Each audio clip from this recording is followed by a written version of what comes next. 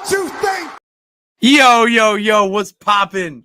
All my peeps, it is I, your host of the most Renaissance man who always thinks he can, and your champion of the peeps, Patty Pitts, back once again in the Yard of Streams for another edition of Pitts and Sara's Wrestling Show, where we take no nights off. And sorry, hold on. I'm joined as always by the best in the West. You can't forget about Sara Marshall. What's poppin', girl? Hey, yo. Hello. How did neither one of us notice that? That was what I was like. I was in mid-sentence as you saw it. I still didn't notice. I was like so confused. We were so locked in, just shooting the shit, jib-jabbing, that we just totally forgot to turn it to the Super Show because it is Thursday, which means it is the Super Show here at the No Nights Off YouTube channel. And yeah, it's that time of the week. Talking wrestling. It sure is, girl. Oh, Shit yeah. is getting good, not only in the wrestling world, but in life in general. And with that, with life being as good as it is, it's getting me thinking about the trips ahead that are happening. And after my bachelor party for my buddy Jimmy Kronk, we got WrestleMania. I can't believe you have 2 weeks off in a row. Basically, well, I leave on Thursday, so I'll work like. Oh, okay. I thought it was a full week. Oh, no. I leave Thursday for Arizona, and then Thursday, Friday, Saturday. And then Sunday. Like Sunday morning, whatever. I still gotta we still need to get you a hotel also. Yeah, I gotta find a hotel. I'll help you. Don't worry about it. Thank you. Yeah, I don't care about where it is. I don't. You'll be close to me. That's all that matters. I gotta keep you close. Yeah, you gotta stay close together. This dynamic duo. You can't separate us. Yeah. And like, let's. It's gonna be a new world. I haven't been to Arizona in my life. The only West Coast state I've been to is California because the eldest brother lives out there, being all Hollywood and shit. Prepare to melt your buns off. You know what? That's fine, Sara. That is so fine because I have been freezing my buns off. Well, it'll probably be like around 100, probably around 100, 90 to 100 at that point. Probably. All right, so or Speedos more. And spaghetti string tank tops. Got it. All right. Yep.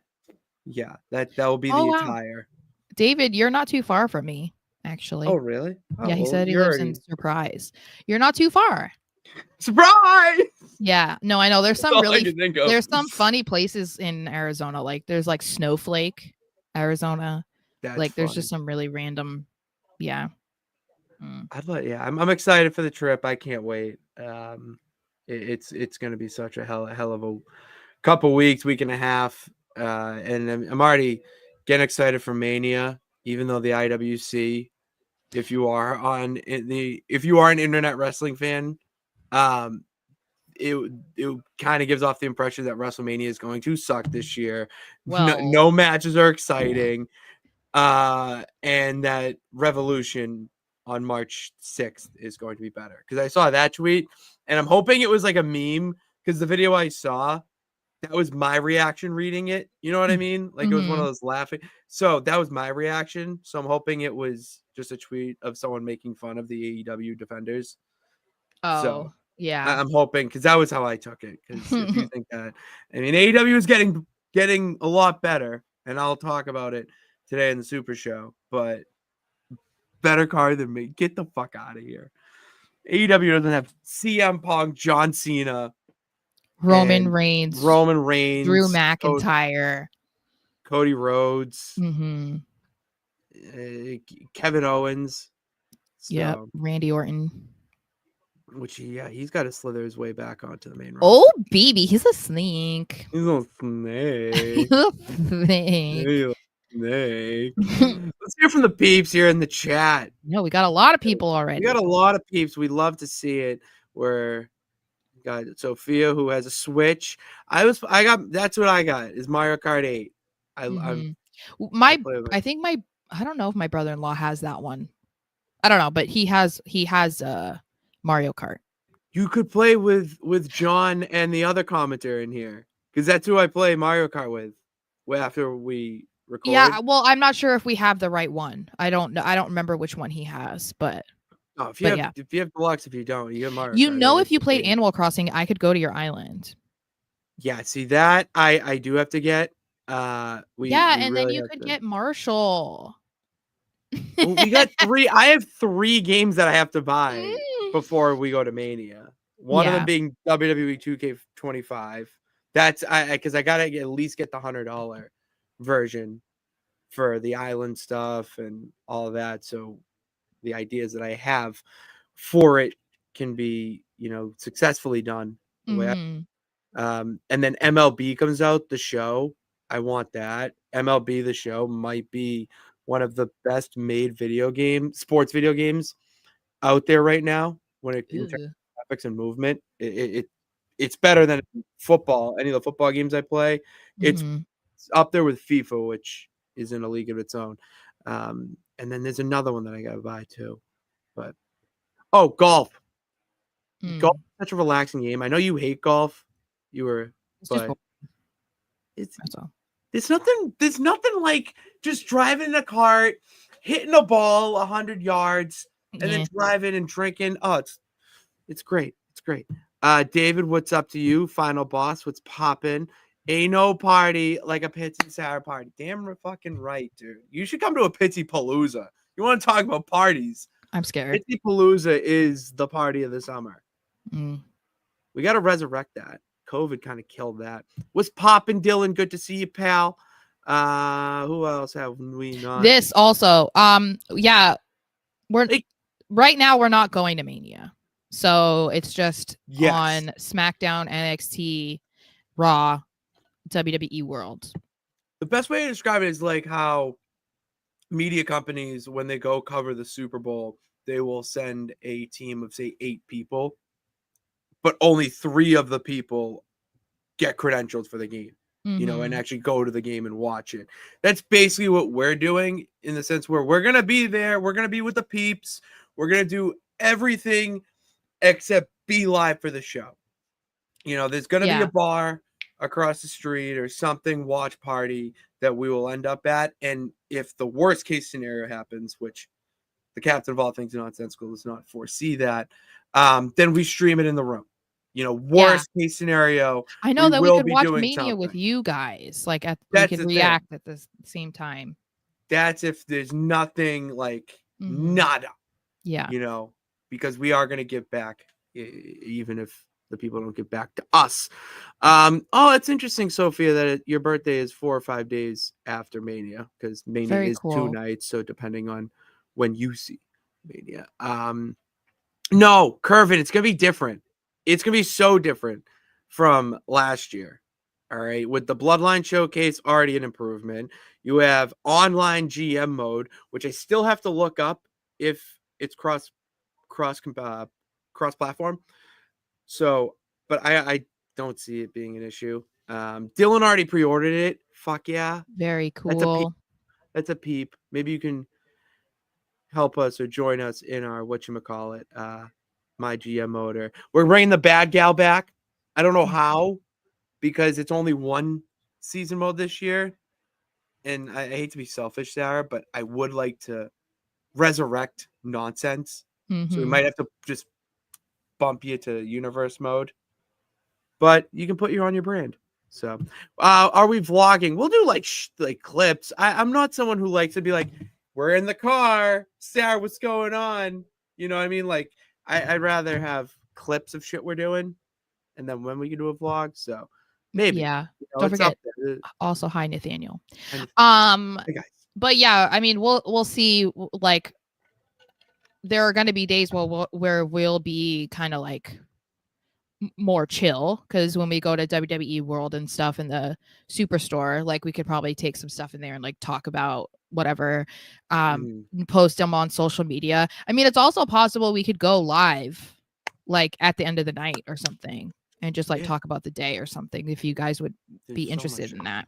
Of course. It all depends on what you guys want to see. Because, like, I don't want to say we're going to do this, this, and this, and then, like, no one really cares to see it. You know what I mean? Like, it's all dependent on what you guys would be interested in. So. I'm going to put it out into the ether that I would love to run into Stash Club and have, like, a trivia off or something. If only they knew who we were. They'll know me. Well, Dante like knows who I am, but like I also think, well, I'm on my high horse. Let me get off and recognize you with how you're actually recognized a lot more than you give off. You know what I mean? Chatting up with SRS. You got Dave LaGreca now following you. Like, you got I'm trying. Some cojones, you know? I'm trying, you know? Power. Swing them, you know what I'm saying? All right, trying. Lauren, that's all you can ask. That's all we can ask for you to do, Sarah. Final Boss would be interested in what, and so would Dylan. So just to keep that in mind. We'll figure it out, obviously. Oh my God. If you want to waste money, then feel free. Maybe I'll use it as buy it. Toilet paper. I don't know. Rude ass. Literally. Literally rude ass. I am hoping that I can walk away with, like, I don't know. I only bought like 2. Did I only buy? Yeah, I think I only bought 2 shirts last year. So I kind of hope that maybe I can get some more this year. Yeah, I bought a lot, but I mean the belt obviously is gonna. I don't know if I can do belt this year, which sucks. I would love to. I really would, but with the funds and other shit that's happened in life, you know, I don't know if I can, but I would friggin' love to. Man, I really want the European title. Like that belt is so cool. Or big gold. Yeah. The big gold. That just screams Patty P. Do we have any other comments before? Oh yeah, we did see this alien technology. Ayo. That he gave hints on Instagram. Yeah. I mean, I'm not gonna. We're gonna talk about it. We're gonna talk about it. We're gonna talk about it. All right. So since we're going to talk about it, let's just talk about it. Don't be a lemon, be a rosebud. Don't be a lemon, Sarah. Be a rosebud. It's that time of the week to give our favorite and least favorite things from the Wrestleverse. Me, anything. Shows that we watched, to a clip that we saw, a tweet that we saw, or an interview. It doesn't matter as long as it involves beautiful art that is pro wrestling. Sarah, I've been Royal Rambling here. Let's kick you off. So, I'm just gonna preface this by saying, Final Boss, please don't get mad at me for what I'm gonna talk about. Lord, forgive me for what I'm about to do. Yeah, don't turn on me now. No, so the reason I said we're gonna talk about it is because there's a lot of conversation about The Rock today. And that is because he was announced to be a part of a new movie. And I don't know if they said when that was going to start filming, but, you know, once a movie is announced, it kind of feels like it's going to be happening soon. And so people are already putting 2 and 2 together that, he's not going to be working Mania this year. And I mean, I feel like a lot of people kind of already knew that, you know, like based off of what we saw from him at the Netflix premiere, and the fact that we're almost at the end of February and there's still nothing, there's no connection right now for Rock to be involved in anything. And then what I thought was interesting, though, is then people are just assuming that based off of what we're seeing right now, that means we're not going to get Rock at all. Like, we probably won't ever get Rock versus Roman. And it's kind of one of those things that's like a complicated situation, I feel like, because I totally understand why people would want to see that match, and why they might have wanted to see it last year, since it was teased. I feel like what we got was way better than what could have been with that. So that's the thing that's why I feel it's kind of a complicated situation, because you can be the biggest Rock fan in the world, and we have a few of them in the chat. But I think that and I can't speak for them, but just based off of what I've seen online, it feels like they yearn to see that match because it feels like a dream matchup, but at the same time, they don't want to take away the final boss and put that match in there instead, because the final boss was like such a significant part of basically all of wrestling last year, that it's like, okay, I don't want to act like that never happened, like trade that in for that match.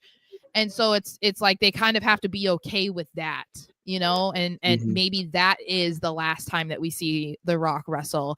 And I guess in a way that is kind of unfortunate, because if you are a big Rock fan and you wanted to see that match, and now you had to deal with that being sidelined last year because of the Cody Rhodes situation, thinking that you were going to get it eventually. And now that we're seeing all of these other clues add up, it looks like, yeah, we're probably never getting it. And that, I think, is even kind of a weird situation for people who are more like us, that weren't really like that invested in seeing Rock Roman, because you thought you were going to eventually, and now feeling like that's not going to happen. That is kind of like, oh, that feels like a big missed opportunity. It does feel like a missed opportunity. I'm hopeful in the sense that I believe it will happen. And I also don't believe that the final boss is completely done. To me, the final boss seems like it's going to be The Rock's alter ego when he comes back to WWE, like whenever he comes back to WWE and wants to implant himself into what's going on and not just be a face for the fans, the company, whoever, as the Hollywood face. With the Rock teasing all this stuff, it would be great to see him. I mean, I'm never going to complain about The Rock on my screen ever. You know what I mean? I don't care where he is or what he's doing. I just want to see him doing it. And I know there's a lot of people out there like me. The only issue that I have is that I do not want to see him try to come up with some bullshit with how different he was when it was the debut of Netflix. Now, don't just come at Cody or something, Yeah. like, well, and the final boss again. I'm just like, what that's a little wishy-washy, where what he did, if he was to come at Roman or help someone, like maybe I'm just throwing Hail Mary here, but what if he comes back and has nothing to do with Roman, and it's all about Solo and Jacob Fatu? See, I feel like it has to be Roman. I don't. The reason I feel like it has to be Roman is because that feels like unfinished business still. You know what I mean? Like, there's not a real super deep connection, obviously, with Solo or Jacob or Tama or Tonga.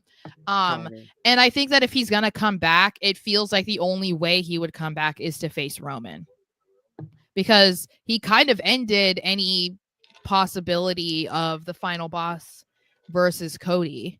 I don't, like you said, like, I don't really know how they walk that back and act like the hug and the like Instagram live. That's what I mean. Stuff, like, go like that, Bloodline. Yeah, that feels like, okay, that's out of the picture. Yeah. I don't know. I guess it's just thinking like, yeah, maybe they could do it at WrestleMania 42, but I mean, are we talking about like 52, 53-year-old Rock doing that? Like, that's the thing, is like, I don't know if he'll be able to dedicate it. Well, I think it's Ric a lot Flair of it was is going to be 2002. Just throwing that out there. Well, but I'm saying he has to dedicate the time to do it, because that's why he was able to do Mania last year, is because he was able to take like months off or whatever to train. So a lot of it is going to come down to him, and obviously he's not going to say no to a movie.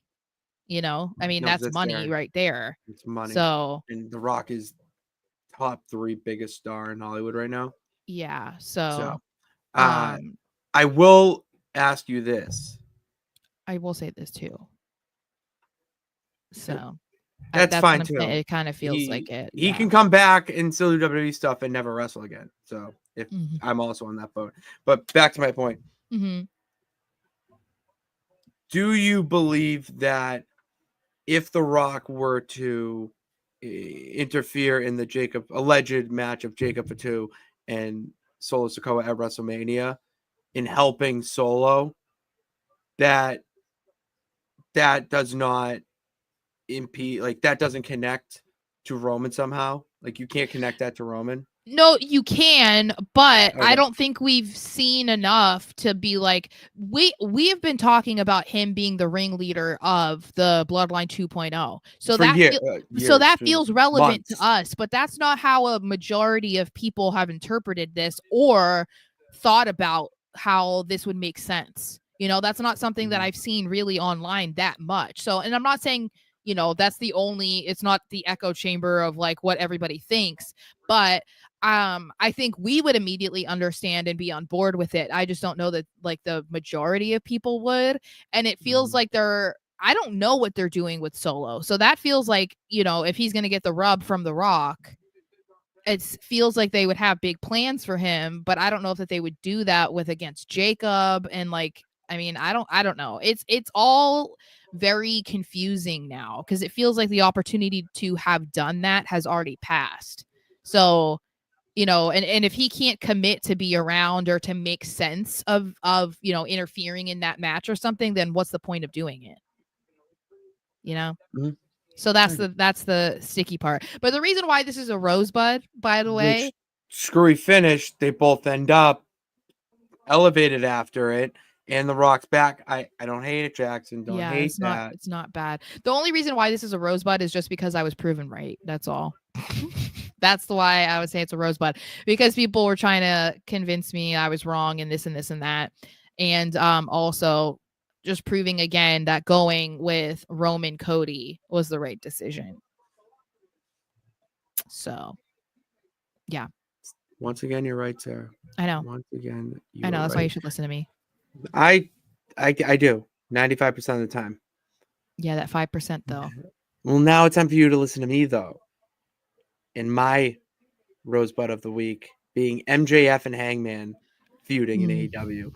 That is the feud that AEW needed to get them back into relevancy. The Death Rider stuff in the AEW World Championship, yeah, that's going to be on its own island for a bit. A lot of people are going to be confused. So you need something to grab their attention and keep their attention. That's what the MJF Hangman feud that's going on right now. I sent you a compilation of every little interaction that they've had since 2019 or 2018. I forget what it was, but it includes BTE clips. I don't know if you realize, but it's BTE clips too. And that's what I love about that AEW is doing right now, is that they're leaning into this skit with the BTE outside content, creating storylines organically because it is attached to them.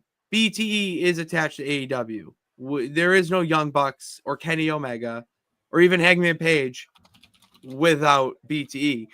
And the fact that they can go back this long and it's been building and building and building and little stuff, they've both grown to be these massive stars, title or no title. And you just want to see these two dudes fight.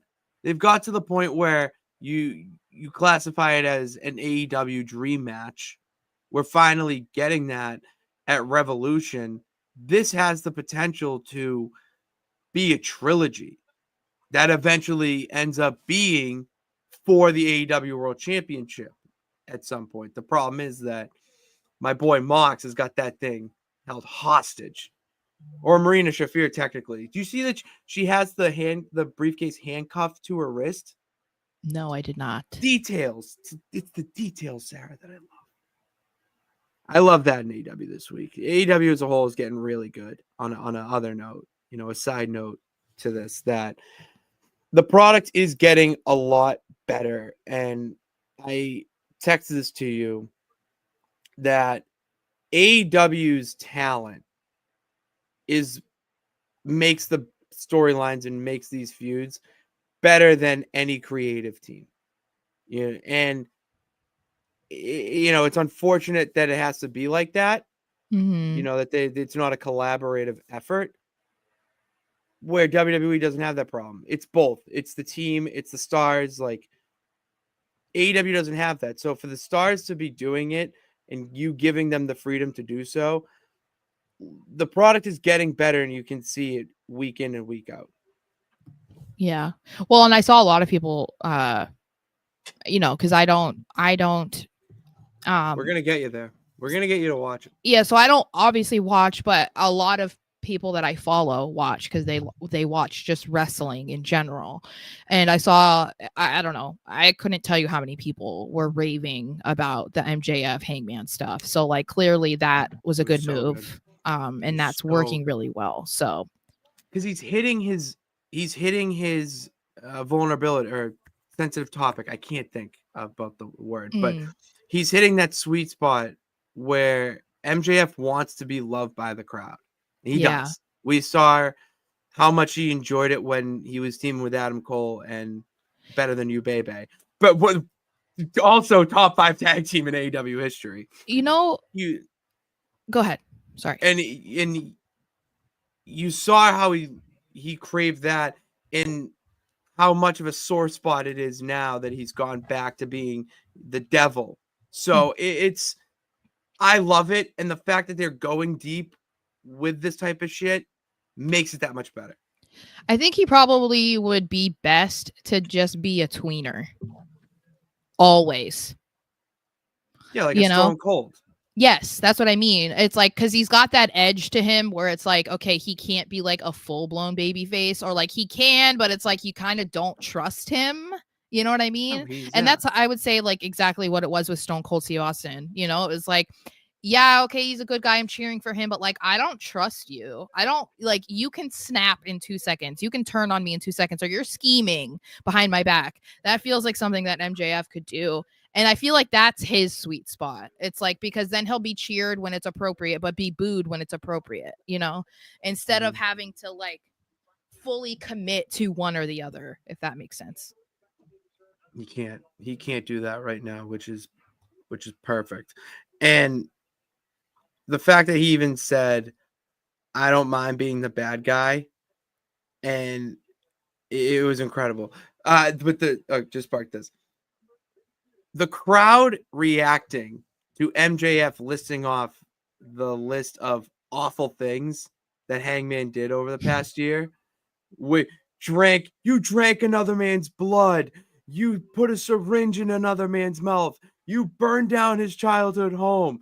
And the crowd the entire time, MJF is expecting them to boo. The crowd standing ovation, like, yeah! Like, that's why I love wrestling, is because that type of shit would have a man thrown in jail by the public eye. And in wrestling, we're cheering this man because, yes, there's a reason. We loved when he did it. Like, it's so great. And it also plays into MJF can't get loved by the fans, but Hangman will do all this shit. And the fans think he's the greatest of all time. I love it. I love it. I'm very happy with it this week. Which Good. I'm going to take over with Lemon and keep rambling here, because we're talking about AEW, and AEW, while it's as hot as it's been in my eyes, this really ticked me off, and this was just awkward to watch. Because so it was the Megan Bayne Chris Statlander match, which, by the way, go watch it. It was great. Megan Bayne is a star. Chris Statlander should be utilized way more in the women's division after Timeless, Toni Storm, and Mariah May's feud. Throw her in the mix. She can do it. There was an awkward finish where Thunder Rosa came out to save Chris Statlander from getting beat up by Bayne and her little henchwoman, Penelope Ford. And Thunder Rosa came in the ring with the chair about to swing, but nothing happened. It was just like, I'm going to do it. I'm going to do it. and then she goes to like do a side swing, but then stop there. It was very awkward. It was just so very hard to watch. And I saw people crediting it to Megan Bain being green and the whole, and I don't see that. I just think that I think it was a little bit more than just someone being green. I think there was other shit that went into it. Here goes to my argument about people saying that the wrestling in the ring doesn't matter because it's all about entertainment. That was not entertaining, Sarah. I'm gonna let you know that. But see, this is what I'm saying. Like, I understand, because Michael Cole is the latest one who said this on Impulsive, being like, oh, it's because we're entertainment and that's why Netflix wanted us and that's what we're doing. And it's like, no, it can be 60-40 entertainment and wrestling, no matter what company we're talking about. But that's why I was saying, like, I didn't understand why people were arguing with me about it, because it's like, no, you want to be entertained, but you also want to be entertained by the wrestling. And when the wrestling is not good, you all point it out. And if wrestling doesn't matter because you want to be more entertained by the storylines and whatever, then you wouldn't pay attention or care about the wrestling being good or bad. You know what I mean? And like, maybe there are people who don't care and they just watch it, you know what I mean? But like, this is just the latest example of like, no, it does matter. It does matter. If it didn't matter, then why would WWE try to sign the best talent available if the wrestling didn't matter? We would have a bunch of James Ellsworths in there because like, well, he's entertaining, like, it's just, I don't know. It's a silly point that doesn't make any sense to me. But what's crazy is AEW's free agent signing were, in my eyes, the best wrestlers in the world, like best pure wrestlers in the world, with Okada, Ospreay, and there's one more. Mercedes Moné. With WWE's free agent signings, they got stars. They got some of the best stars in the world, and there is a difference there. They don't have to be so incredible in the ring. It's their character work. It's how they get over with the fans. It's how they have a backstage interaction. It's all the little things that go into wrestling outside the ring that they excel at. And those stars were signed. Penta, Motor City Machine Guns. I'm trying to think of another one. I can't think of. Julia. Help me out. Julia, Jordan Grace, Stephanie Valcour. It's not just the wrestling that makes them a star. It is, I hate to use this word, but it's their aura. It is their presentation. It's everything. So I don't care if you think I'm cap, Kevin. You're wrong. You're wrong. But I will agree with you here that Hobbs and Big Bill was awesome. So there you go. Man put blood on his lips and used it as lipstick. Ew. Like that's awesome. That's the type of shit I like. Nasty. All right, so what did you not like this week, Sarah, in wrestling? So, does it surprise you that it involves Gunther? Because it does. No. So, he did an interview this week and it got people talking. And of course, he is a guy that you never really know how much he's in character and how much he's just saying the truth and like how he actually feels. So I think that's why whatever he says in interviews or, in whatever capacity, take it with a grain of salt. He just always stirs up controversy, apparently. And so the latest stuff that people have been freaking out about is that he said that he didn't really enjoy the last couple months, which people took as a shot at Damian Priest because, of course, he was entangled in the Judgment Day vortex with Damian Priest for a while. And I mean, if we're being honest, can you blame him? And I'm not even saying like this is a shot at Damian Priest, but it's like it wasn't a great feud. The matches weren't phenomenal. And then it was like Gunther was kind of like put on the back burner. as world heavyweight champion, because Judgment Day had its own thing going on within him trying to defend the title against Damian Priest. So I feel like it's just a combination of all of it. It was something that he didn't love, on top of course, looking weak and like questioning himself and whatever. It's like, yeah, I don't blame him for being like, I did not enjoy this. But the other thing that he was talking about is that he doesn't really want to face Jay at Mania. And I was like, this boy is preaching to the choir, honey, because I am like at the front of this. And so that created a stir online, and the comment that people are going with is, he said, I'm not interested in wrestling Jay at WrestleMania. I was looking for somebody who was one of the last few remaining guys on the roster that I would say are maybe one step ahead of me, and it would have been nice to be in there with one of them, to bring one of them down in 1 inch and take a step up. I don't think he's wrong.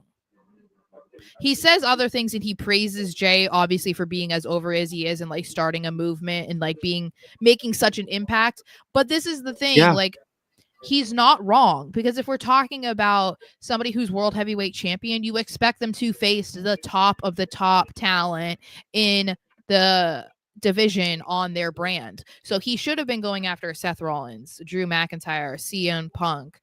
I mean, you could even say he could have people on SmackDown too, you know, like he should have been going after these guys, but instead he had a little blip with Randy Orton, and then it was Damian Priest, and now it's Jey Uso. I don't blame him for being like, okay, he had a match with Sami Zayn last year.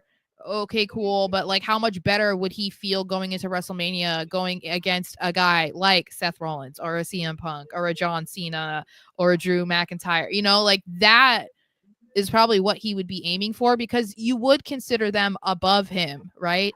Because they are more of legendary names. So I don't see anything wrong with that. And yet people were freaking out about what he was saying, because they were twisting it into, oh, he hates Jay, he's sick of Jay, whatever. He's the bad guy. But he's the bad guy. He spoke like it's his job to act not impressed by Jey Uso. It's his job to be underwhelmed that this is going to be his WrestleMania match. Is he probably internally wishing that he was facing CM Punk or Seth Rollins? Yeah, probably. I mean, what superstar isn't? Yeah.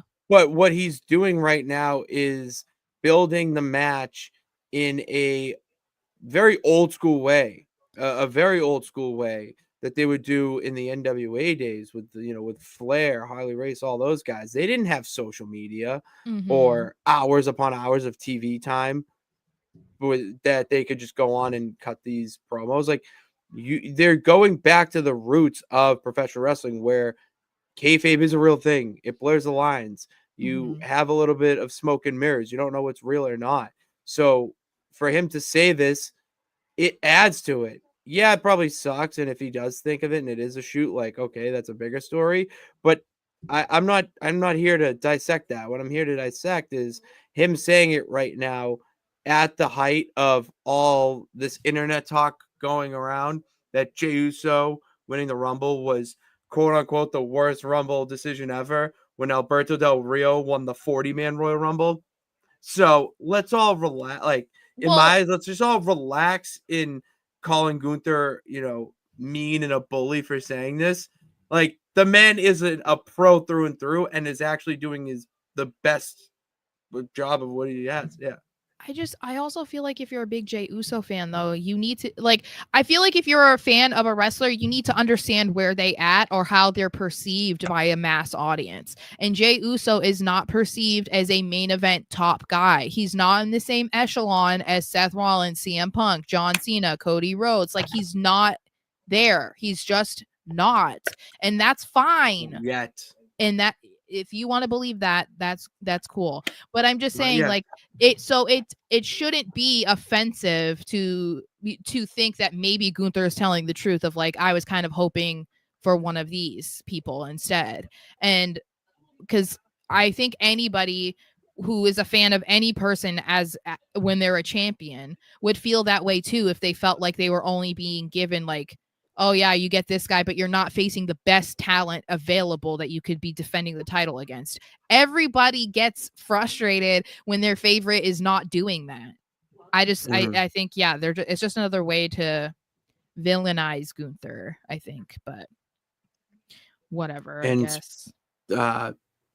He doesn't have to win at Mania. Jey Uso doesn't have to win. I'm telling you, it's not guaranteed that he is going to win at Mania. It's going to be so much more impactful if he does not win, guys. Because this is the thing we talked about, or I talked about it with a friend earlier, and I think we've kind of talked about it, but not to that extent. Because in this interview, Gunther mentions the yeet stuff is kind of similar to the Daniel Bryan yes movement, but you can say as far as like how the audience reacts to them is similar, but when you actually get down to the nitty gritty, the situations are not at all comparable, because Daniel Bryan really was being held down by the executives and stuff in WWE. Vince McMahon did not like him because he was a smaller guy. He wasn't like the best looking. He wasn't the fittest. He was a submission guy. Like, Vince did not like him. That was why they brought it to the television. And that's why they made this whole yes movement and they overtook Raw. That is not at all similar to what Jey Uso is doing. And this whole Jey Uso underdog story, it's not a thing. You're creating it into being a thing because he's not considered at this level. But that's because he's been a singles guy for a year. Like, we can talk about the blip that he had with Roman during the Thunderdome era, but he went back to being tag team champions. And the only reason that he's a singles guy right now is because he left SmackDown for Raw. But like, let's not talk about him being held back. He's not being held back. Like, he had a singles match at Mania. He was very involved in the bloodline. He's the only person to have pinned Roman Reigns before he lost his championship.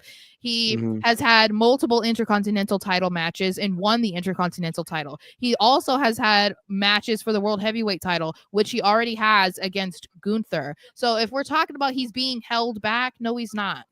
It's not the same situation at all to Daniel Bryan. So that's why it's like, if we really want to bill him as an underdog, the ultimate underdog story is him losing after winning the Royal Rumble, because it was like, you literally had the situation handed to you because you won the Rumble. You couldn't have dreamt it better, and then you fumbled.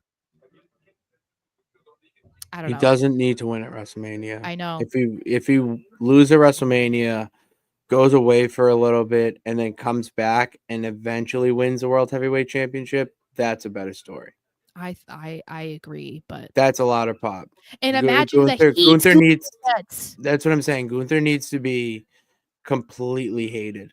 Yeah. I mean, Thanos levels of hatred. Well, and if we're talking about predictability, how fucking predictable is it for Jey to go in there and win? Is it more predictable than Sammy winning it last year, beating Gunther last year? Yeah, in my opinion. Because of how they're going about this. Because Sammy didn't win the Rumble. It was the Intercontinental title also, you know? And it's like, the way that they're going about this and trying to twist the narrative into Jey is like not taken seriously, and like, he's an underdog, and like, even guys in the back don't think I can do it. It's like, all right. Like, the way that they just have him come out to talk for 2 minutes, but they have him do an entrance for 10 minutes. No. It's like, this is so obvious because they're shoving him down our throat. So it's like, yeah, inevitably you're going to have him win, right? Like, that has to be what it is. But I don't know. A lot of people saying that Gunther Jey will close night one. I don't agree at all. Okay, so the reason why I don't, this is as of February 20th. I'm saying that this isn't happening. So obviously the lot can change between now and Mania. But if we're also forgetting Cody Rhodes has a match. So Cody is going to main event. I would say night 2 almost definitely, because that's how it's been. And are we really saying that Roman Reigns potentially versus like Seth Rollins or a triple threat is not going to be a main event worthy? Like, they really are going to have to convince us or get people really, really behind Jey versus Gunther to top a Roman Reigns, CM Punk, Seth Rollins potential night 1 main event, in my eyes. And they're not there yet. We also have a Women's Rumble winner. Yeah, that's not main eventing, though. But I believe that a woman's world title match with 2 nights of WrestleMania shouldn't main event one of those nights. Shouldn't or should? Should. Oh, no, I agree, but I don't think that I feel like Charlotte versus Tiffany is not at that level that like people would care enough for it to be there. You know what I mean? Like the way that it was with Becky, Charlotte, and Ronda, or Bianca and Sasha. You know, I mean, even 2 years ago, we didn't get Charlotte Rhea in the main event. And that should have been that. So Tiffany versus Charlotte doesn't feel like it trumps that. And if it doesn't trump that and that wasn't the main event, then it feels like there's no chance. You know, there's no chance. No chance. Yeah. No chance in hell. You got no chance. We're running so late. Oh my God, we're already at 45 minutes. Yeah. Jesus Christ. That's okay. We can talk about some of these though. Yeah, we can talk about some of these anyways. I don't. There are some that we need to talk about. Yeah, I'm gonna go through it right now. Let's go lightning round. Sara. With some of the ones that you would cut. Yeah. Because I'm like, don't do too many because I need clips. No. These are more like, all right. Does ring size matter? The whole shit with AEW. They're not having a standard ring. There was a whole ring debacle. And I'm just here to say that it doesn't fucking matter. At the end of the day, indie rings are a lot smaller if you've ever been to one of those shows. And well, it's not really about the size of the ring at the end of the day. I'm sorry if you like. That's what makes wrestling is that rings are all different shapes and sizes. TNA I would just say one. I would say if it's like super noticeable, like it's significantly smaller, then that's kind of a problem. And I feel like a company that is backed by a billionaire has no reason to make cuts like that. You know, because would WWE get that kind of excuse? Would they be saying if WWE put out a tiny ring and then people noticed that it was a small ring, would they really be like, it's okay, like who cares? No, because they'd be like, you're a $1 billion company. You should be having the equipment out there that you usually have. And so that's the thing is like, does it matter? I guess not really. It also depends on how the talent feel about it, because that does change things, obviously, in a wrestling match. So I guess if they don't care, then we shouldn't care. But at the end of the day, you have millions and millions and millions of dollars to spend. You shouldn't be cutting corners with something that we're all sitting and staring at for the entire show, you know? Yeah. Buddy Matthews actually put out a tweet that he hurt his foot because of that and then deleted it. So who knows? I don't know if that was true. It might have been. But... Well, he definitely did hurt himself because he's on his honeymoon with Rhea and he had a crutch with him. So okay. Finn Balor, AJ Styles rumored for WrestleMania 41. I need it. There it is. That's it. Like they've never faced each other, bro. In WWE. That's crazy to me. I know. That's crazy.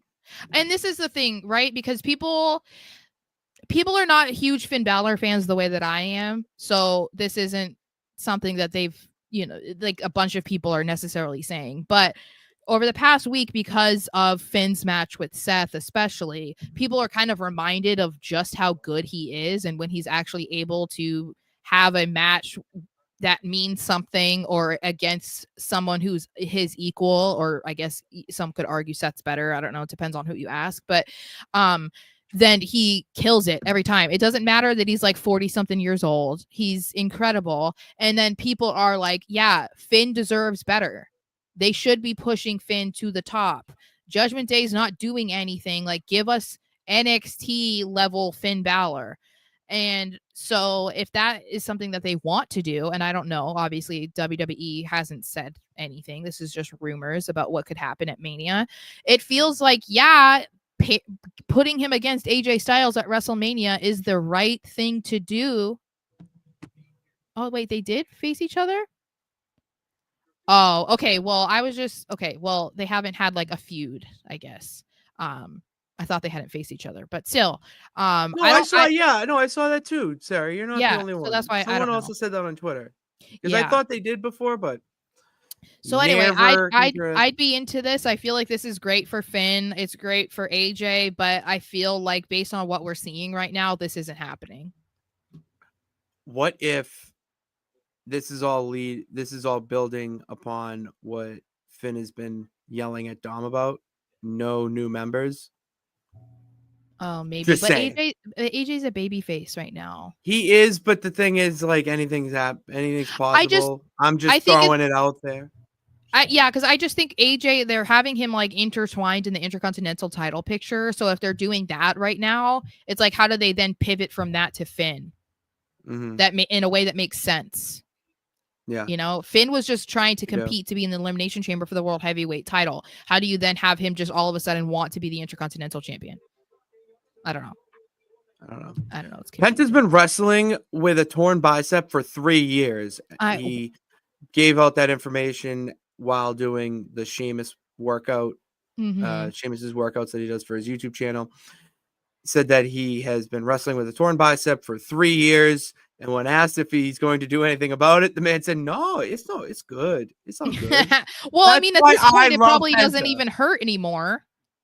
Oh, this is something you get fixed, like closer to retirement, with the way he's been, wrestling with it, and the way he's been wrestling on Netflix. I wouldn't know. Well, I would not have picked up on it. Well, and what is interesting, right, is it makes sense why he wouldn't choose to do the surgery now, because WWE approached him as like, you need to come over here. He's not going to be like, yes, I'm going to go have surgery now instead. Like he's dreamt about being in WWE. But it makes you wonder if any of this has to do with being in AEW and how Tony has gone about treating the injured wrestlers. Because look at what happened with Rey Fenix. Basically being held captive from injury, and they're like extending his contract and whatever, even though he wants out. It's almost like fate made sure that Penta didn't want to get surgery or didn't have surgery, because imagine he might not be in WWE right now if he had, because he could be dealing with the same issue that his brother is, that he can't get out of his contract. You know what's crazy is you saying, yeah, you're right. Penta could have had this done in AEW. And he wasn't on TV for multiple months, where it would have been an issue. Why didn't he do it? That's just ridiculous. It's probably because he didn't want to get sidelined, but that's why I'm saying, I'm like, I kind of wonder if this has been going on with injured stars for a lot longer than people have noticed. And maybe there was some talk about like, oh, you don't want to get injured because he's going to do this, or you're not going to get paid or whatever. I don't know. Maybe he always was like looking to the finish line to like finally get to WWE. I don't know. That's just some conspiracy stuff. But I mean, you would think that this is something that hurts. So the fact that he's put it off for this long, I mean, there's got to be a reason for it, right? There's got to be a reason. All right, we're going to talk about that, actually. Where is it? I want to... No, where'd it go? No, fuck. I agree. Well, never mind. I agree. However, if he faces AJ Styles would be the babyface, so that would work. I wish they had more of a connection in the Bullet Club, but they weren't in the Bullet Club at the same time. So didn't one of them take over for the AJ, other? Yeah, AJ, I believe, got to Japan as Finn came to WWE. Oh, so he would have turned on. The whole point of the Bullet Club is the leader gets turned on by the next leader. So yeah. Oh, maybe AJ was. Never mind. I have to look it up. That would be something fun to look up later. The Undertaker believes that fans should stop thinking they're decision makers. Read this. Undertaker on, I don't know where, the Wrestling World CC tweeted it. I don't know where the Undertaker said it. It's probably on his podcast or something. I'm going to say it was on 6 Feet Under, his podcast. But he said, the Undertaker says, fans should sit back and enjoy the show instead of trying to book it. I think they got put over so much that they actually believe they are decision makers, which, Sarah, true words have never been spoken about a group of people. True, but I would also argue he's wrong, like this much wrong. And the reason is, obviously we're sitting here talking about how the shows are put together and we're complaining or praising it or saying this is how they should have gone about it, blah, blah, blah. So obviously we are somewhat of who he's talking about. But at the same time, the reason Jey Uso won the Royal Rumble is because of the reaction he gets from fans. The reason why Cody Rhodes was the guy to dethrone Roman Reigns is because of the support that Cody got from the fans.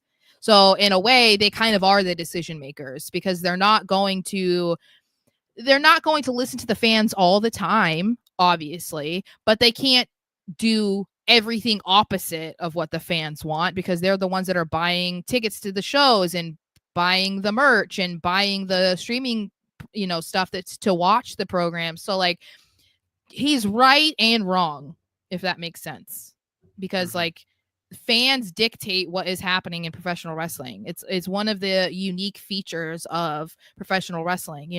Other sports are not determined by a fan's reaction or no reaction. So yeah, to an extent he's right, but yeah. Do you understand what I'm saying? I understand completely what you're saying. Okay. And then this quick one before we get into other stuff. Liv Morgan has denied that she attacked Jade Cargill, saying, "When have you ever?" Okay, well, she said, "When have you ever seen Liv Morgan do something and not brag about it?" Which, hand up, that's on me. She's right. Yeah. Liv Morgan is all about bragging about what she did. Well, and the thing is what did Liv get out of it? If she were the one that attacked Jade, what does she get out of it? Fucking nothing. She wasn't even in the competition for the women's US title. They weren't going for the women's tag titles at that time. So like, if that's really what they end up doing, I would be super disappointed, because it doesn't make any sense. The real story is having it be Bianca or Naomi. That's where I feel like the money is. So we need to move off of it being Liv and Raquel, in my opinion. I just would like to see them as champions. I would really like to see Liv Morgan and Raquel Rodriguez as champions. As long as they're not cursed again, like the first time. Yeah, but Bianca and Jade probably put some super shit. Oh yeah, that's true. Because Jade. Jade got injured. Damn it! I know, but nothing has happened with Naomi. Knock on wood. So nothing's happened yet. We still got elimination. No, it's like it really is cursed. So. All right. I'll let you talk about Goldberg teasing one final match, because I could give two shits if this man comes back. I would love to see it for one reason and one reason only, and that is the entrance. Maybe a spear and a jackhammer, but like after that, like I'm good. But thank also, like 60-year-old Goldberg doing those things, I don't know that I really care to see that. I mean, if we're talking about like 30-year-old Goldberg, then maybe. But he almost did kill the Undertaker. Yeah, yeah. So anyway, I guess that he's doing like stem cell therapy, which is something that like Rey Mysterio was doing, and who else was doing it? There was someone else that was doing it recently. Bryan Danielson. Okay, so Goldberg is doing that, and he said that he's feeling phenomenal, blah blah blah. So of course he's trying to make sure that he is going to have his final match in 2025, and this is. There are going to be people on planet Earth that actually do want to see Goldberg in one more match. I'm not going to dismiss them. It might be one person. It might be more. But this just feels like so out of touch for Triple H to do. This feels like such a Vince thing to do. Mm-hmm. And he did it. And it feels like, do we need to see more from Goldberg? Like, why do we need to see more just because he doesn't want to hang him up yet? Sometimes that shouldn't be the dictator of what we see and what we don't. Mm-hmm. I don't care that Goldberg wants to get in the ring again. Most of us don't want to see him again. Like, there's no one that people really want to see him against. I know that Gunther has been thrown around, but like, I don't know how good of a match that would be. It's two big men that use their strength and size to dominate in the ring. And the fact, like you just said, the fact that he almost took out the Undertaker doesn't make me feel too comfy about him going against Gunther. No. So unless Gunther's just hitting him with chop upon chop. Yeah, it just, I don't know. Awesome. Well, I mean, okay. I'm saying, crazy. is that like too many people? Is that what you mean? Or like, is it not enough? You know? Yeah. Final Boss says, "Come on, Sarah, you're telling me you would not enjoy dropping his that's what I'm saying." But the thing is when we talked about this before, I said I don't like. I find it hard to believe that Gunther will come out and have a retirement tour or a retirement match and not win. I do not want to see his old ass beat Gunther. So that's why I'm like, how much would I enjoy it? I wouldn't really enjoy it if he wins. You know? I would love to see spear, jackhammer, Gunther kicks out, chops the living shit out of him until he just beats him. Power bomb and then chokes him out. Hell yeah, brother. Honestly, 2K25's coming out. May happen. It may happen. You need to create yourself, but like actually look like you. Maybe we could do a real life version of Nonsense because usually like Nonsense has a mask. My characters had a mask before, and he's been a high flyer, which even if I did my own looks, I would still make myself a high flyer. So you should just take Kevin Owens and change his facial hair and his eyes, and then that's basically what I would do. I would just wear a cut off T-shirt with a what is gym it? shorts singlet. Yeah, but he has like a singlet under there too. A lot of the time. All right. And then how much do you want to talk about this? Oh, I want to talk about it. Yeah. Well, how in depth? Because all I'm gonna say, all I'm gonna get out is Ricky Stark's name is now Ricky Saints. And he went on Busted Open After Dark to discuss the name change and said that he likes it. He likes the name Saints because it gives a homage to New Orleans, his hometown, and he it's that's where he's from. It's a little piece of him, all that nut stuff. He said he liked it. He said he liked it, which means that we should like it. All right, this is not something that was forced upon him, like Duke Droz or something stupid. Like it's something that means it has a meaningful impact on him, whatever. So he likes it. Move on. I mean, for God's sakes, Seth Rollins was not Seth Rollins when he walked through WWE's doors. Kevin Owens was not. Sami Zayn was not. I mean, they changed Gunther's name from Walter to Gunther while he was under WWE contract, technically. All right. And now what do we call him? So it sucks. It's weird. Change is weird, but you get used to it. Yeah, I saw, I was one of the people that was like, okay, it has to be Ricky Starks. Like that's his name. Oh, that's me too. His name. It has to be. And so when I saw that it wasn't, there was like a part of me that was disappointed. And then of course the entire internet exploded because they absolutely hated it when they first saw it. And I was sitting there and the realism brain part of my brain came into it, and I'm like, okay, there's going to be a reason why he changed his name, because I don't think that it had anything to do with WWE. Like, I don't think when you bring in a guy like Ricky Starks and the first moment that he's shown on TV and people are chanting his name, they're not going to go out of their way to change his name if they didn't have to, in my opinion, especially now with the way that they're trademarking names and stuff. From what I understand, when talent are released, they are able to use their WWE names in the indies if they want, because it follows with them. Yeah. So I don't know what the rules are necessarily with AEW. Maybe they're kind of how old school WWE was, where they own the name and you can't use it anywhere else.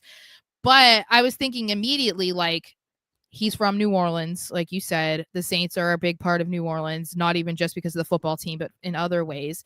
And we have to consider that he might have wanted to change the name. And that's something that I don't think that people were thinking about. They were just automatically blaming WWE for the name change. But it's like, well, but he might have said, you know what, I want a new start. I want a fresh change. Like, I want a different name. And he chose it. So, I mean, it's like, it's 2 days later, and I feel like, aren't you used to it by now? It's like, yeah, Ricky Saints. Okay, cool. It's fine. Yeah. I don't care. I don't know how many people were attached to Ricky Starks more than the guy who that's literally his name. So if he's cool with it and you hear why he's cool with the name change, then like you said, it is what it is. Mm-hmm. Mm-hmm. Yeah, it is. It is what it is. Yeah. Sarah. Mm-hmm. Yeah, that's yeah. true. Mm-hmm. That's true. Yeah. Name's good to me. Yeah. Yeah, and they actually have some really cool like nicknames. Like they can call him the Saint of NXT, that kind of Ricky stuff. Saints Row. Yes, I mean they can Like the they have ways that they can play off of it, and I feel like the main thing that is staying the same that's important is Ricky. Yeah, like, that stayed. That's what we wanted. That's really all wrestling fans really wanted was that to stay, because I can't call him anything other than Ricky. And that's the thing. Like, what if he just changed his name, his first name? People would complain about that too. So it wouldn't matter if he changed his first or last name. People would complain about it changing at all. Saint Stark would have been cool. Stark would have been. That's not bad, but it's really not that bad. So, and if you're a fan of him, I feel like once you hear why he did it, then you would be like, yeah, okay, I'm on board. People even mentioning, like, I clicked away for a second. I didn't know what you're doing. People did it, with like Kevin Owens. Like people were pissed when he was Kevin Owens and not Kevin Steen.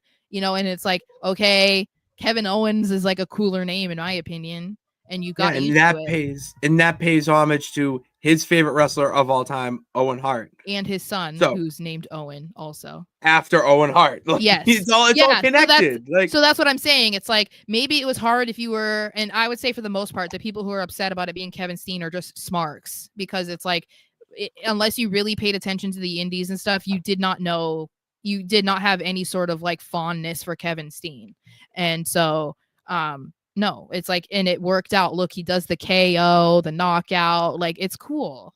So I'm sure they'll figure something out like that with Ricky. Yeah, get bent, haters. All right. I mean, Dickie Starks. Yeah. Hey, my dad's name's Dickie.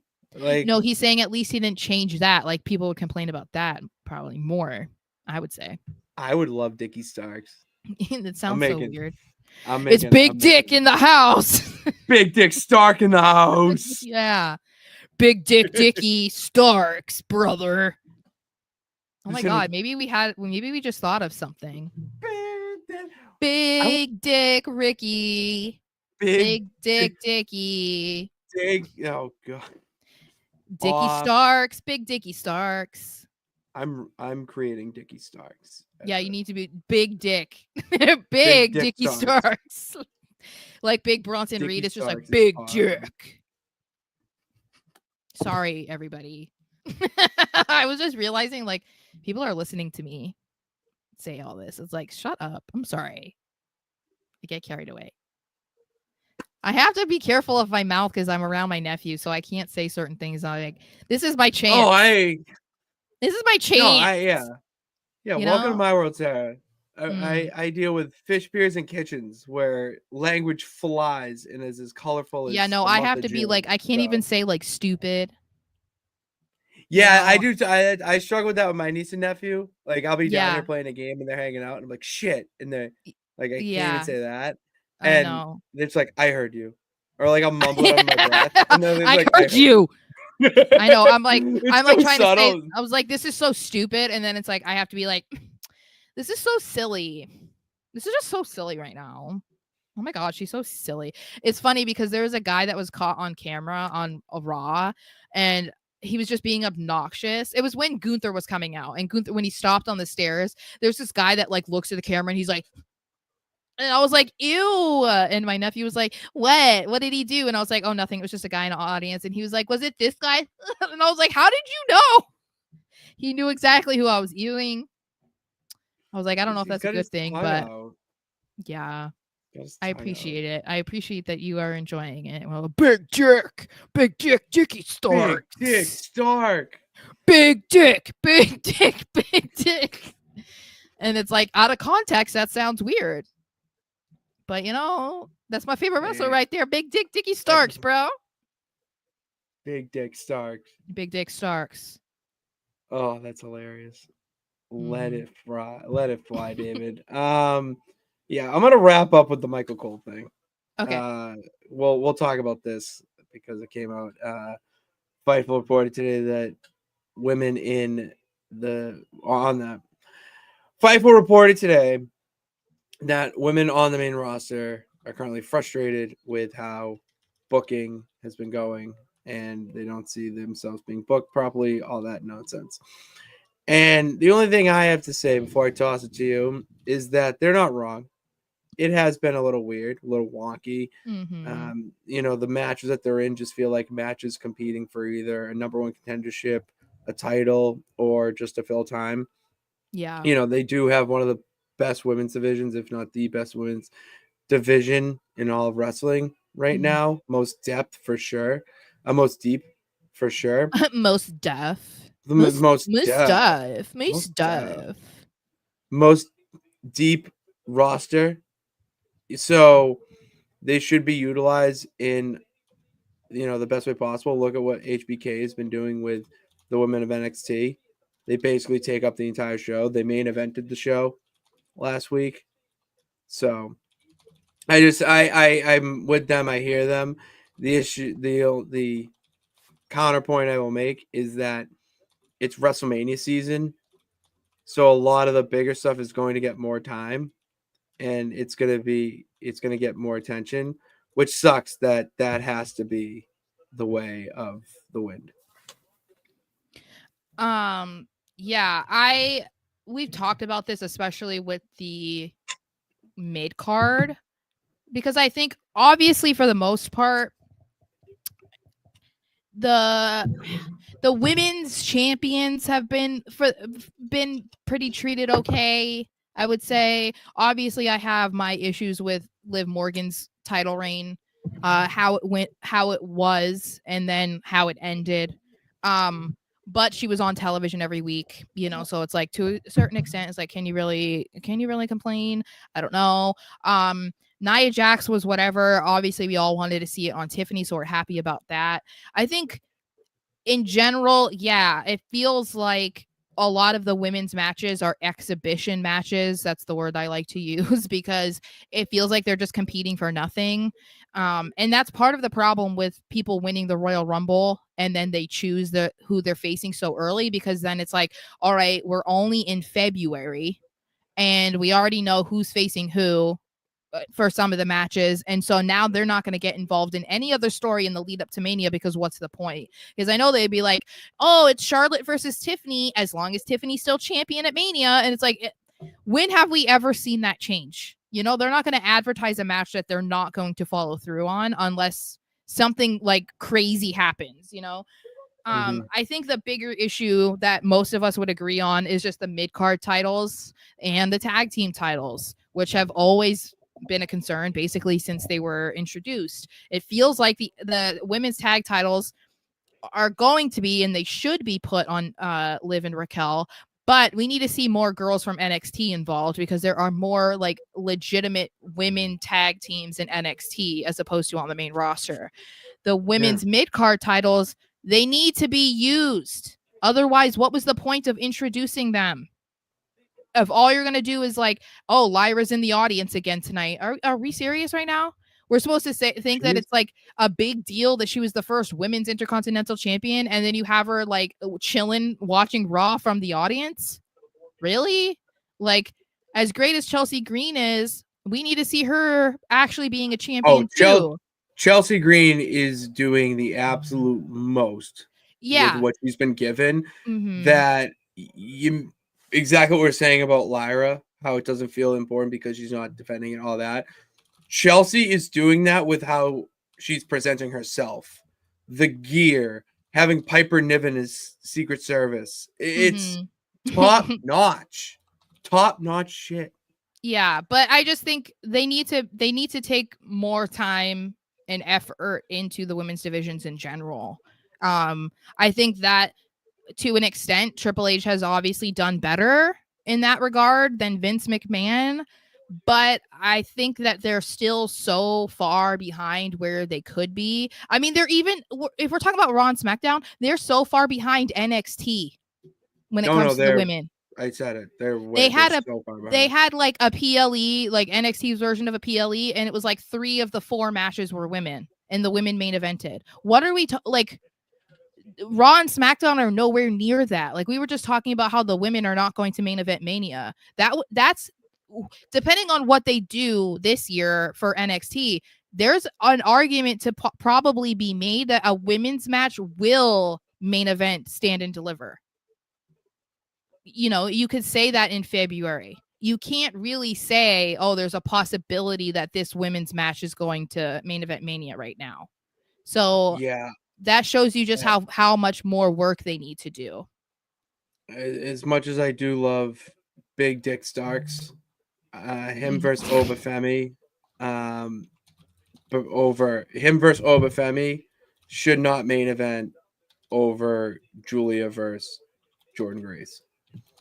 I'm just spitting facts here. Yeah. And that just you can make an argument too that the WWE should be doing some sort of women's show on YouTube. I know. Like that's where you showcase the mid-card champion. And it sounds, I don't know, it sounds like too much because they're already taking off live events, and I don't want to mimic the Tony Khan method, but bookings back to back tapings, I mean, like you could do that for the women too. They're already there. You know, all you got to do is just change the aprons and make it look a little different. Where you could do something like that where it's 2 matches, maybe 2 or 3 matches, one of them being a quick one, and all your backstage stuff could be pre-taped. So there's your show, and it's only an hour or so more than added onto a live show. You already have Raw being basically 2.5 hours already, and fans before, when it was on USA, were expected 3. You have SmackDown for 3 hours. Why don't you just have them get there early for a women's taping? I mean, what the hell is Main Event doing? Main Event is just a name of the dark match segment now. I know. What's the point? Like, just why don't you do something with it instead of just having it be for the fans and use it in a multifaceted way, where you take Main Event out of the picture, you put a women's only show on there, you get 2 matches, and then the whole other stuff is backstage segments that you could pre-tape either that day or days prior. Doesn't matter. And we kind of have talked about this before too, about them doing like a 1-hour women's show or something like that. But it doesn't need to be long. It's on YouTube. No. You know what I mean? Like, well, and it can be NXT also. You know, you do tapings in NXT, exactly. Like the matches don't have to be at the same place. And this is where I can sense myself getting a little off and trying to make it work, but like you could still do it where you could have one match be at a Raw taping, another match be at a SmackDown taping, and then 2 more matches be at NXT Performance Center. You just change the apron. Yeah. You do camera cuts a little bit closer, or darken the lights so it all has the same aesthetic in a sense. And then you just do pre-taped stuff beforehand to fill the other time that you want to. Say if you want like a 2-hour show or an hour and a half, you just do the other 45 to 30 to 45 minutes as pre-taped or backstage stuff. It's there. You have the talent to do it. You just need the producers to do it and the idea guy to come up with the idea. Yeah, so. I'm with you. And then wrapping off with, I would say, the main event topic of the day is that WWE is more of a storytelling entity than a professional wrestling company, according to Michael Cole. He went on Impulsive the other day. I listened to the entire interview today driving around, Sarah. It was absolutely incredible. I know you aren't the biggest fan of Logan Paul, but seriously, you and others should listen to it. Michael Cole is one of the unsung legends of WWE, and in my eyes, I don't see WWE being where it's at in a sense without Michael Cole. So everyone should listen to it. And he said something, and it's very early on in the podcast too, where he talked about WWE not being a quote unquote professional wrestling company, but more of a storytelling entity. direct quote is, "That's why Netflix wanted us. Netflix understands that we're a storytelling entity first. We're not a professional wrestling anymore. We haven't been for many years. We're an entertainment product." And a lot of people were getting upset over him saying that they're not a professional wrestling company, because they are. That's not what he meant.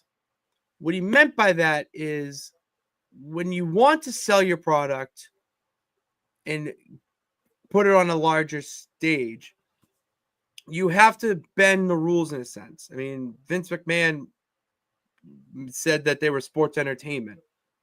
Entertainment entity is just a branch off of sports entertainment. The difference is that it's episodic. It's a weekly program. You need to follow the stories week in and week out. That's what makes it different than any other wrestling company. Because yes, those wrestling companies do have storytelling, they are combat based. It's wrestling based. And you don't need to go to every single show to know what's going on and be involved. You can just go, not know anything, and have a great time. Where what WWE is doing is trying to be more like television, where you need to watch every week. That's how you gain a fan base, is by establishing that type of stuff. And these stars, they're not wrestlers. They're global stars. They're being put into Hollywood features. They're being put into other forms of content to grow the brand. Professional wrestlers don't do that. They wrestle in a ring. They get down to the technical definition of it. Where WWE is taking wrestlers and creating them into stars. AEW isn't doing that. They have wrestlers that are celebrities in the Wrestleverse. That's the nice thing. Like, they are just big names. They are the top guys of the wrestling world. Where WWE can take people and make them stars in the wrestling world, but elevate them into being stars in reality. Yeah, I mean, I don't disagree with you entirely. I still hold firm on my belief that, like, the way that this conversation evolved, I think, because it was being talked about last week. We talked about it last week, and it was because of Dave LaGreca on Busted Open. And then we hear Michael Cole talking about it. So the evolution of this conversation then started to act like wrestling is put on the back burner in WWE. Mm-hmm. And that's wrong too, because like we were just talking about earlier, when the wrestling is not good, wrestling fans will let you know. Why do you think that Maxine being booed by a house show audience was a thing? It's because Maxine is very new to wrestling. She's still learning, and she didn't put on a good match because of it. If wrestling didn't matter, but the entertainment mattered, they would have been so entertained by her doing the worm and like all the cutesy things that she did with Otis, and would have looked past her being like less than subpar in the ring, you know? So I think, yeah, to an extent, he's 100% correct. And I think that this isn't any different than how WWE has been for decades at this point, because I think that's what separates them from other wrestling companies. They understand what needs to be done in order for them to keep going every single week, and for people to keep coming back and watching and wanting to go to the shows and like get invested in wrestlers and whatnot. So that's why they've been on and successful for as long as they have, and why other wrestling companies are nowhere near them, because they don't do that. But yeah, I just think that we need to stop acting like the wrestling doesn't matter, because as I said last week, if the wrestling did not matter in professional wrestling, you would just watch soap operas. Because you do watch wrestling for the wrestling. It's not just the storylines and the fun things that they say on the mic, you know. Yeah, I agree. I lost my point. Oh, but that's what Michael Cole. That's not what Michael Cole said. No, that's why I'm saying that evolution. Yeah, exactly, exactly. That's what I see your point, but and people are going to take it in the way that he didn't mean. You know, I think it's because it came right after this was a conversation online because of Dave LaGreca. So they were like building off of that, or like coming to assumptions, because I think Dave and Michael kind of had a little bit of a different viewpoint on this, you know? So I think that's why people just like clumped it all together. And it's like, no. And that's why I was saying I was surprised that I was being attacked online for saying like I don't entirely agree with Cole. I didn't really understand why I was getting such pushback on something when I'm like, I'm not saying he's 100% wrong. I'm saying we can't disregard wrestling, because that was what all the comments were. Yeah, no one cares about the wrestling. It's all about this. No, that's not true. That's not true. If you didn't care about the wrestling, you wouldn't be watching. Exactly. There's plenty of other shows that are entertaining with storylines and feuds and whatever that you could watch instead. So there's a lot more you could watch instead. Yeah. A lot more. Yeah, and we're not going to do 3 counts this week because we're already I know we're so far over. But hey, there's still quite a few of you here, so I appreciate how active you guys have been in the chat and stuff. Yeah, it's been really nice to see. I don't know who has this and is tweeting, but please. Oh, it was me. It was me. Oh, was you? Okay, thank God. Oh yeah, no, it was me. Is that what you were freaking out about? Yeah. Oh yeah, no, it was me. I saw them and then I just wrote in there. It was me. Okay, good. No one hacked you. I thought someone hacked the Nonsense Sports Network, to be quite honest with you. No, it's me posting a comment on StreamYard. So. Okay, well, they are your queens. Yes, they are. That. Yeah. We do know that. Yeah. You're like, someone hacked my account and it sounds a lot like Sara. I was like, wait, like Sarah's burner? Yeah, because I saw the top comment of this. I'm like, oh, did Sara just comment that? And remember, it was like, I don't know. We got to check that out. Yeah, I'm trying to get the ones we didn't get to, because like Trainer Red, Final Boss. Well, I do appreciate this. Dylan is like my #1 fan right now. Thank God. I appreciate it. Thank God he got a fan. Makes me feel less crazy the way that the rest of the internet makes me feel. Because why am I getting attacked over saying simple things?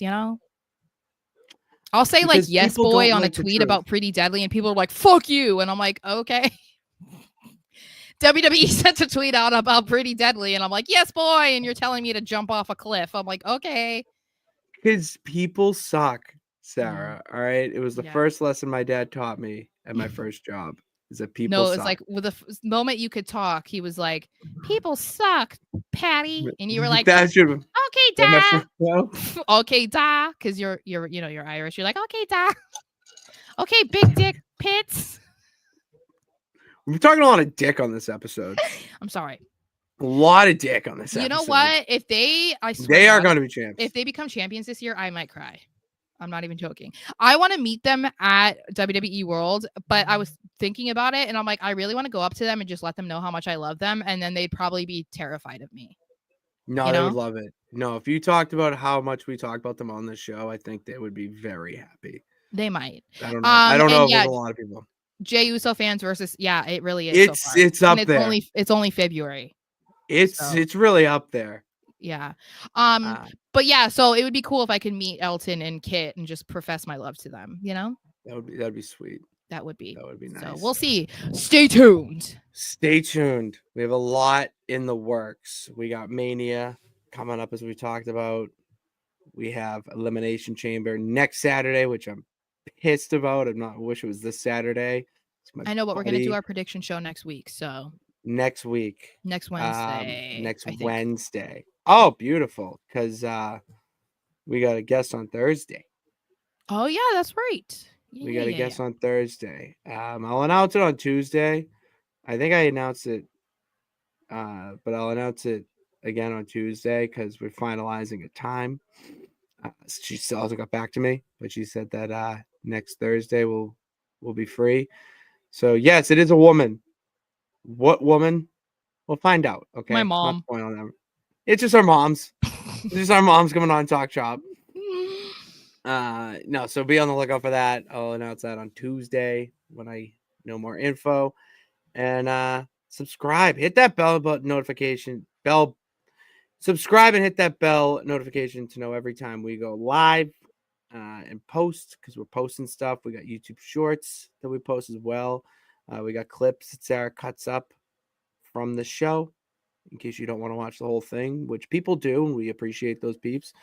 But if you don't want to watch the whole thing, and also go check the videos and defend Sara, because like people suck and are mean, and we don't want that. All right. As the champion of the peeps, I want all my peeps to be happy. All right. So let's all be in order. And we'll be back on Sunday. I didn't see a room. created? Yeah, I have to create it. Yeah. Okay, but it is okay. So we'll be back on Sunday. It is my dad's birthday Saturday. It is Dickie's birthday. More dick Big talk. dick pits in the on house. Sunday, on Saturday, going to one of my clients' restaurants, so it will not be available. But that's why we will record on Sunday with all the shit that went down on Smack It Down. So until next time, thank you guys for tuning in. God bless. Remember that you can do it. All I gotta do is try. See you Sunday.